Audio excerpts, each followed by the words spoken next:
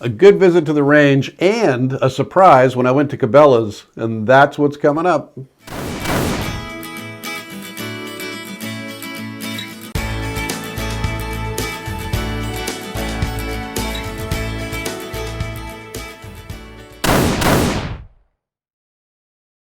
Hey there, and welcome to 22 millimeter Short Thursday on Get on Target with Link.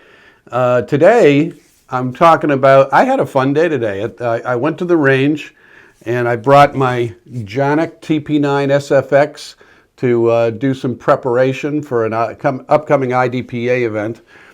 But before I went there, I went over to Cabelas. Now, before I get started, don't forget, if you like the stuff, like it, share it with your friends, subscribe to the channel, and ring the bell when it comes up. We'll notify you when more is coming. We put something out every Tuesday and Thursday, so don't miss it. So anyway, before I went to the range, I decided to go to Cabelas and just kick some tires.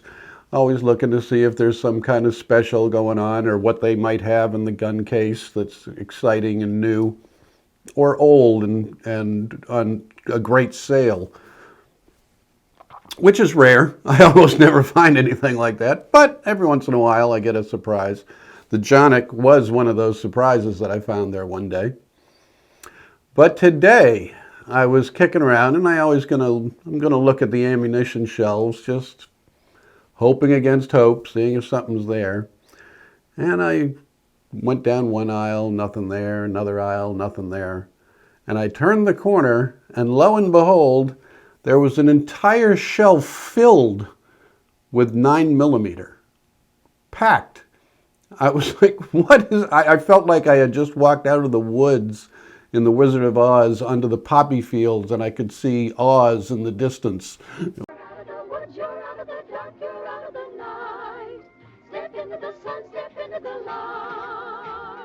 was incredible. I was like, this isn't possible. It was Remington range ammo, 50 rounds for $13.99, 14 bucks. And you could get 5 boxes per customer. I couldn't believe it. I had not seen anything like that in months. Needless to say, I maxed out my capacity, and I'm modestly restocked again. And that was good. But it was just shocking. If you've been on the prowl for ammunition, you know that it's a challenge, or you're paying so much money for it, it's just embarrassing. This was not a great price, 28 bucks per 100, but it wasn't the worst I've seen, that's for darn sure.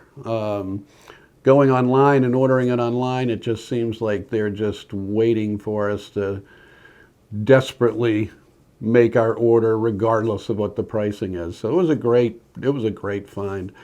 So I'm excited to have gotten that. Because I got that, when I went to the range, I felt a little friskier about shooting. I wasn't so stingy in my number of shots downrange. And it was great. I wound up putting 100 rounds through the Canik, and I had a good day. It wasn't outstanding, but it was not bad. Not bad. I took a big chunk out of the middle of the target from some of those rounds. And we've got a safe weapon, by the way, for anybody that's concerned. Empty. But the Canik's this is a race gun, and we'll probably do a review on it, though I'm not really suggesting this as a first firearm for a new shooter. It's something that's really been designed specifically for competition shooting at a very affordable price. So it is, I'll probably do a review on it because of that. It's if somebody is getting into firearms because they're interested in competition, this is definitely a great first firearm for that purpose. Probably one of the very best on the market today. I really enjoyed shooting it today. This was the first serious shooting that I've done with it since I got it. And if you happen to have seen my earlier video this week, I'll put a link to it at the end of this video, but it was on the G-Sight expert laser marksman system, but not the basics, but going to their shot timer mode, which is a extra cost upgrade for the G-Sight app. But I was doing a Mozambique 2 to the body, 1 to the head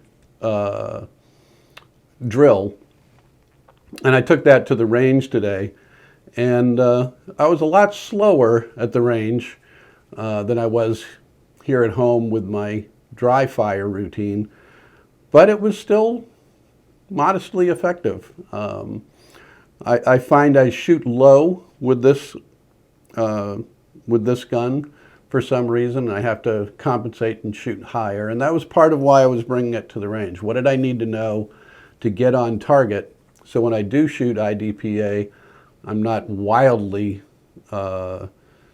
adding points, time points to my score. So it was very instructive. I learned a lot at this session.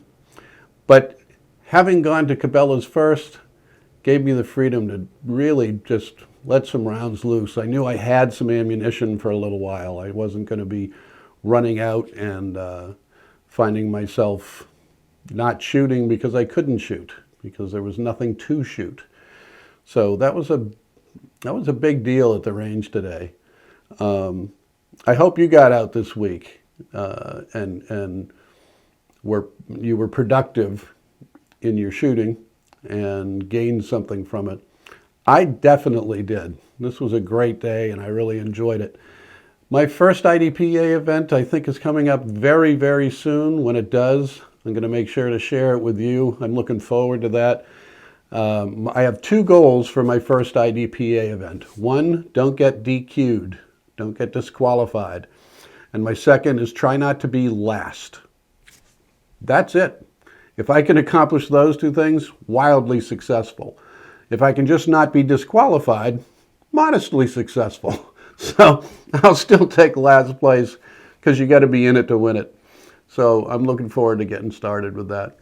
So that's really all I had to report. It was a fun day. It was a fun shooting day, and I hope you had a fun shooting day this week too. Stay tuned for that link to the video on the G-Sight shot timer video.